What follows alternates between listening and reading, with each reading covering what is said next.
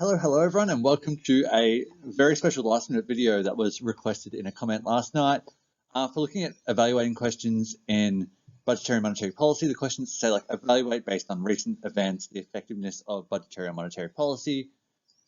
I'm going to very quickly look at one question for each and kind of like how I'd expect it to be broken down and what you're expected to have in it.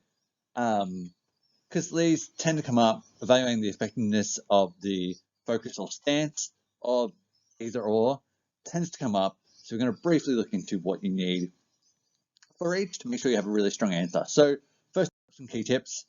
Any evaluate question requires you to explain strengths and weaknesses or advantages and disadvantages of that concept.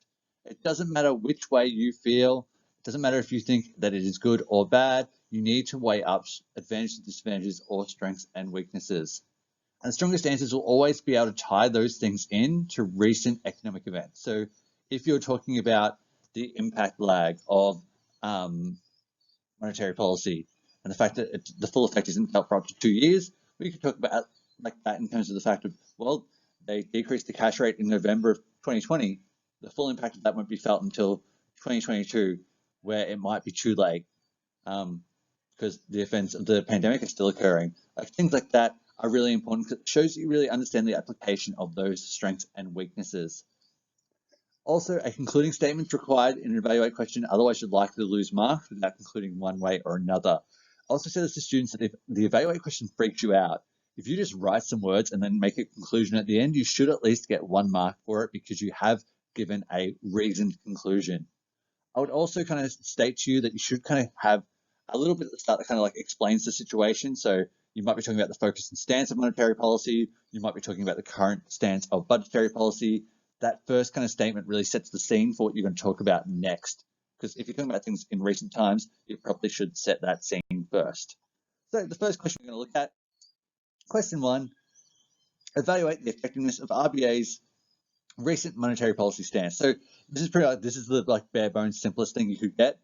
You could get variations on this, but this is the bones of the question that like tends to be asked. So 1 mark would come from accurately describing the recent monetary policy stance, so that it has been expansionary, they have been decreasing the cash rate, they have most recently decreased it to 0.1 for the unprecedented times that we are living in. Around 1.5 marks, 1 strength of monetary policy, which is linked to current events, which we'll look at in a sample answer in a moment. And 1.5 marks for a weakness linked to current events or a disadvantage, whichever you prefer to say. And then 1 mark for a conclusion about the overall effectiveness. So to look at a sample answer, which I've got made up here, it's very long. Hopefully you're watching this on a fairly large screen like a laptop or a TV, because if you're on a phone, this will just be blurry lines.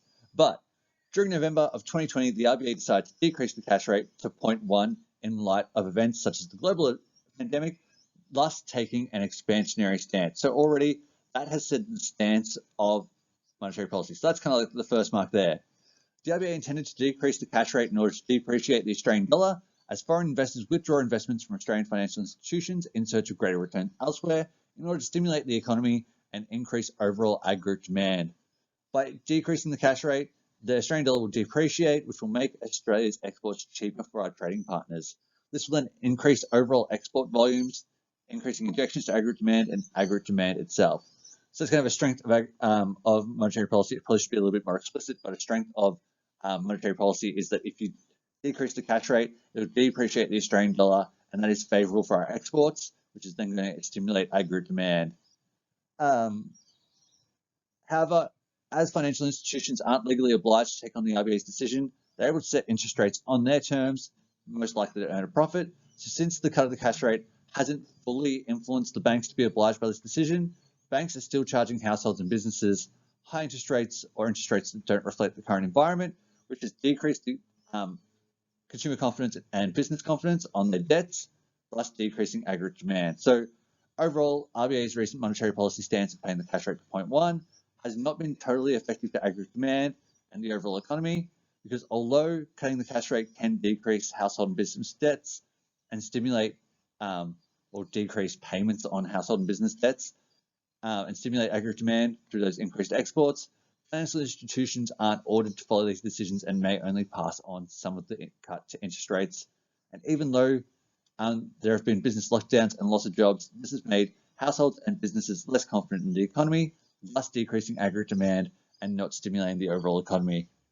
One thing that's not in this answer that I'd probably recommend is just being super blatant in being saying things like one strength and one weakness, just to make it really clear for the market what you're going to talk about. But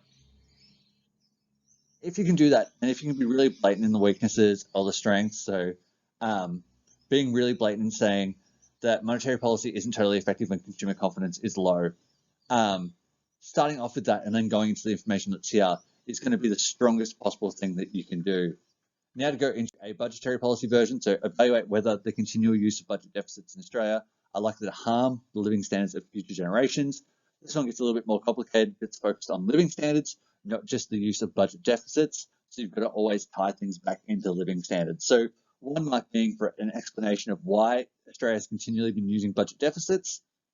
1.5 marks for the strength with reference to current economy, 1.5 for weakness, including statements. Same kind of structure as before, just in this time, referencing it to living standards each time. So Australia has been in a budget deficit for over a decade with a continual push from the government to eventually return to surplus in the medium term.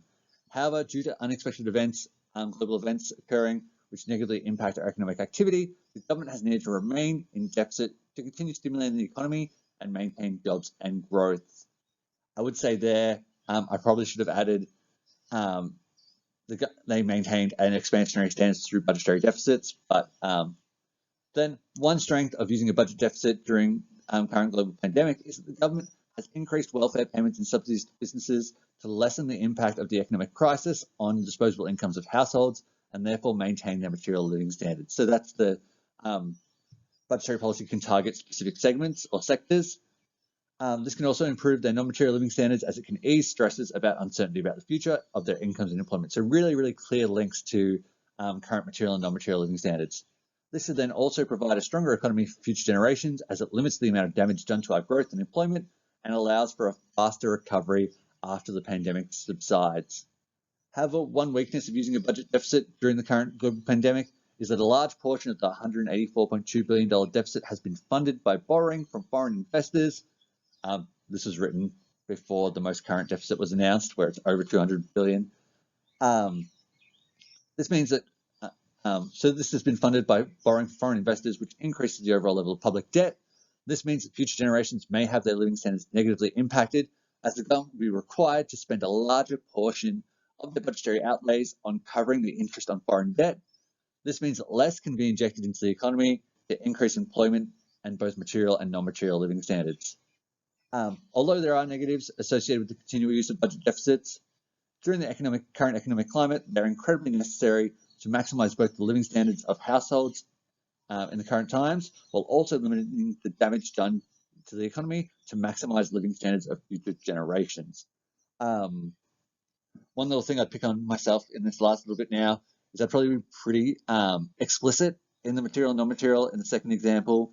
And in the end, so just by maintaining income to households, it minimizes the damages done.